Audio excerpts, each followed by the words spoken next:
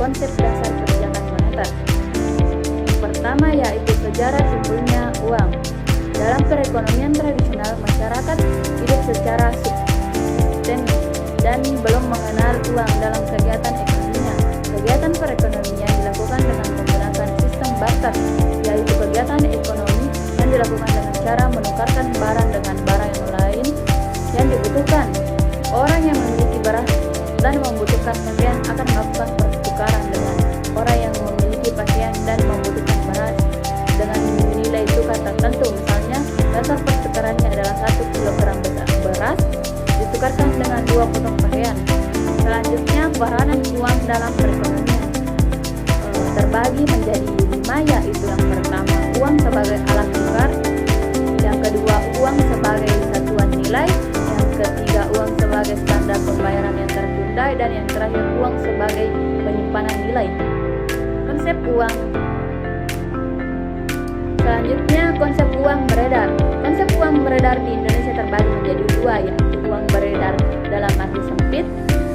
Uang beredar dalam arti sempit yaitu jumlah uang beredar yang terdiri dari uang kartal dan uang viral yang digunakan oleh masyarakat dalam kegiatan ekonomi.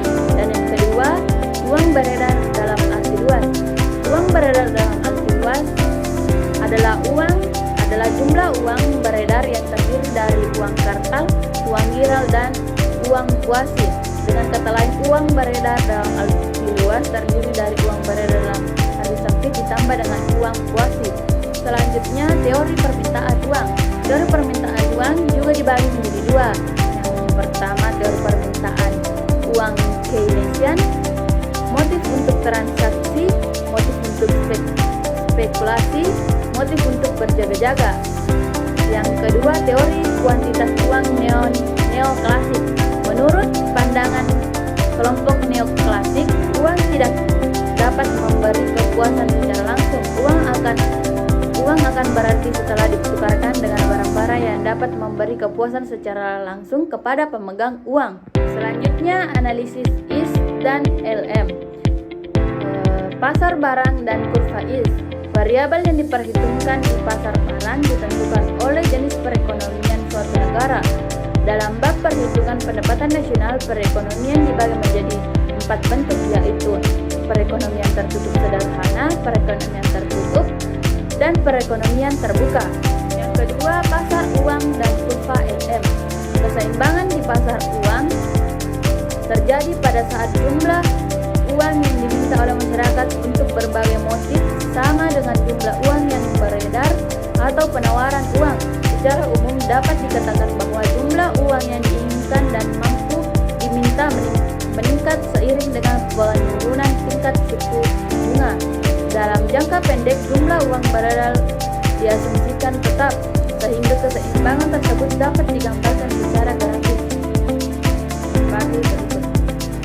Untuk mencapai tujuan tersebut, Bank Indonesia didukung oleh 2 pilar yang merupakan 2 bidang tugasnya. Kedua bidang tugas ini adalah menetapkan dan melaksanakan kebijakan moneter dan mengatur dan menjaga kelancaran sistem pembayaran. Kebijakan moneter dibagi menjadi 4, yaitu kerangka kebijakan moneter, yang kedua transmisi kebijakan moneter, yang ketiga instrumen kebijakan moneter, dan yang terakhir efektivitas kebijakan moneter. Terakhir adalah kesimpulan.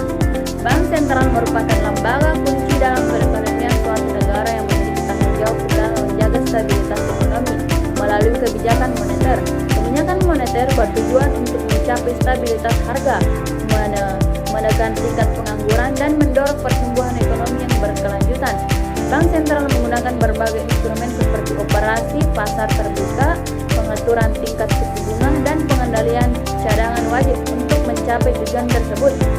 Di Indonesia, Bank Indonesia sebagai bank sentral memiliki tugas utama menjaga kestabilan nilai rupiah, baik dari segi nilai tukar maupun daya beli. Keberhasilan kebijakan moneter Bank Indonesia sangat bergantung pada kondisi ekonomi global, dinamika pasar